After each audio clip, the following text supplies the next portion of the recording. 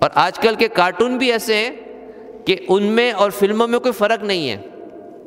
یعنی آپ ان کے ڈائلاگ سنیں گے نا، اب وہ کارٹون تو بن رہے ہیں انگلش میں، لیکن پھر اس کی ڈبنگ ہوتی ہے اردو میں. عام طور پہ جو کارٹون، وہ جو انگلش کارٹون ہیں، ان کی ڈبنگ انڈیا میں ہوتی ہے.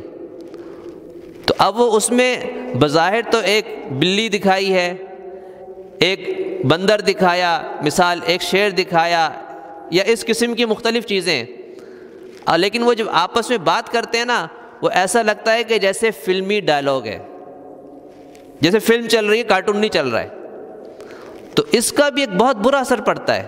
یعنی وہ ساری وہی باتیں ہوتی ہیں جو فلموں میں ہوتی ہیں، بس یہ ہے کہ وہ تصویریں ان کی وہ لڑکے اور لڑکیوں کی نہیں ہوتی ہیں، لیکن آواز، انداز، بات چیت، لہجہ، طرز، یہ سارا کا سارا وہی ہے جو انڈین فلموں میں ہوتا ہے.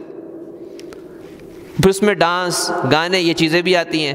تو لوگ کہتے ہیں یار بچہ ہے کارٹون دیکھ رہا ہے، لیکن ایسے کارٹون کا بھی بہت برا اثر پڑتا ہے، بہت برا اثر پڑتا ہے.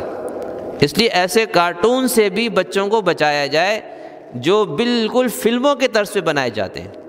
اور پھر اگر حقیقتاً فلمیں چلتی ہیں، ڈرامے چلتے ہیں ہمارے گھروں میں، تو اس کا اثر تو یقیناً بہت برا پڑے گا.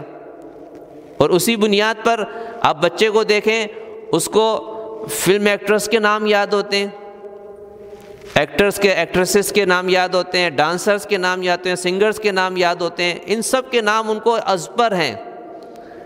کارٹون کے مختلف کریکٹرز کے نام ان کو ازبر ہوتے ہیں. لیکن اگر نہیں پتہ تو ان سے پوچھو خلفائے راشدین 4 کون سے تھے، نہیں پتہ.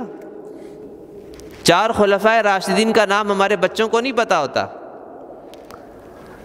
تو اس کا قصور کون ہے قصوروار؟ اس کے سب سے زیادہ قصوروار تو والدین ہیں نا، کیونکہ سب سے پہلی ذمہ داری والدین پر آتی ہے، ان کی تربیت کی.